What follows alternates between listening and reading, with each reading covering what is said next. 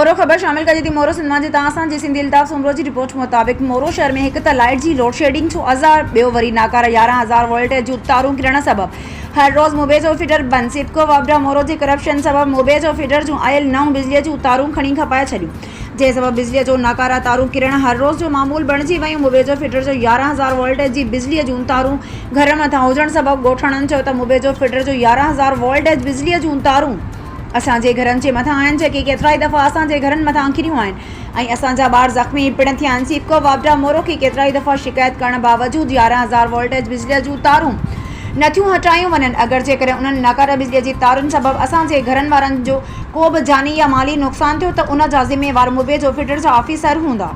हिननि सिपको वापडा मोरो जे engineer Abdul Sattar चनो, SDO मोरो शिराज मेमन ऐं सिंध गवर्नमेंट खां मुतालबो कंदे चयो त मुबे जो फीडर जा नाकारा 11,000 वोल्टेज जी बिजली जूं तारुनि जो नोटिस वठी न्यू बिजली जूं तारूं लॻायूं वञनि। जेकॾहिं बिजली तारूं न मटायूं वयूं, अगरि को जानी ऐं माली नुक़सान थियो त उन जा ज़िम्मेवार सिपको वापडा मोरो वारा हूंदा ऐं उन्हनि ख़िलाफ़ सख़्त जिदोजहद कई वेंदी।